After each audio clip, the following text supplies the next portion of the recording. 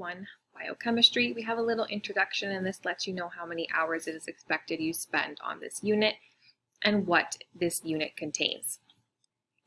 So we can click into Unit 1, Biochemistry,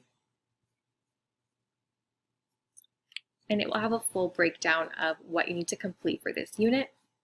What you need to do here is start at the very top and just work your way down through the lessons, which are organized numerically from Lesson 1 to 8, followed by your summative assessment. Each different lesson or assignment here is indicated if this is an assessment for learning, as learning, or of learning. And each lesson also has a submission, so an assignment submission. Again, not always will they be looked at. If they are an AFL, an assessment for learning, they will be given feedback. So another one here. If they are an assessment as learning, this is your self-reflections, your self-assessment activities, and then the AOL's assessment of learning are your final evaluations for that unit where you will get marks on. And there is rubrics for all of these as well. So your objective is to start at the first one, and at the beginning of each unit we have a review, so a unit preparation, how you can get ready for that unit by reading through the course preparation package and then completing the self-assessment quiz. Following that, we have a collaboration activity. In order to let you know how to be successful in this unit, you are going to take a look at the learning goals and success criteria and actually contribute to creating some of your own success criteria according to those learning goals and sharing some of those in the discussion forum. Following that, you can begin Lesson 1. There's a checklist at the beginning of each lesson, and it also tells you how many hours approximately you should be spending on that lesson. Under each lesson, there is a folder with the resources you will need for that lesson. So for example, the PDF version of the lesson slides, and then any worksheets, readings, case studies, all the extra things you'll need. As well, under each lesson is the particular drop boxes or discussion forums for the tasks for that lesson. So make sure when you're submitting a task, it's going in the correct drop box for that lesson, right? So Lessons 1 worksheet should go in the Lesson 1 functional groups drop box, and so on and so forth with the rest of the lessons. Right when you click into a lesson, you will see this book feature, and it goes into the lesson objectives. So you have the learning goals and success criteria, as well as the overall and specific curriculum expectations. The most important thing for you to look at is just these learning goals and success criteria for that lesson. You can click next in the book icon after the objectives. You have the Minds On. This is the video lesson you need to watch.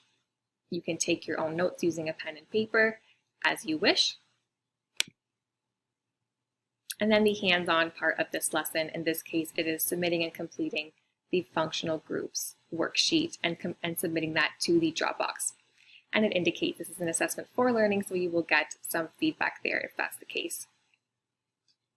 So we will continue in order for Unit 1 all the way to Unit 5. Oftentimes at the end of each unit, there is a summative assessment or project to complete for that.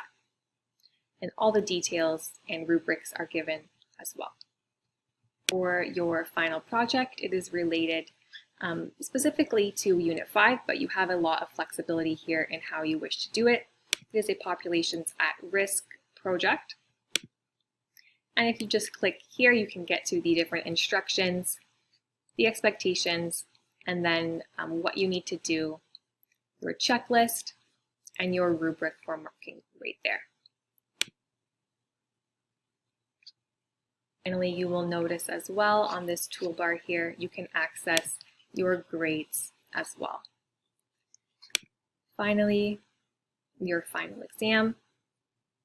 It is worth 15% of your grade.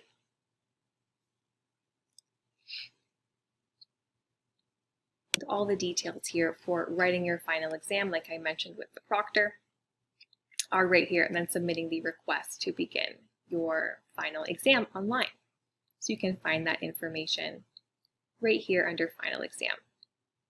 View for your final exam will also be included in this final exam section as well.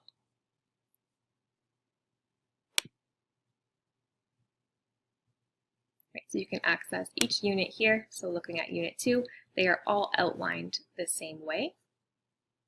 Again, this is 22 hours approximately. So you start with the unit preparation and the unit self-assessment and success criteria building activity, and then you follow the lesson booklet accordingly from lesson 1, submitting your work as you go and filling out your student log. And then the summative assessment.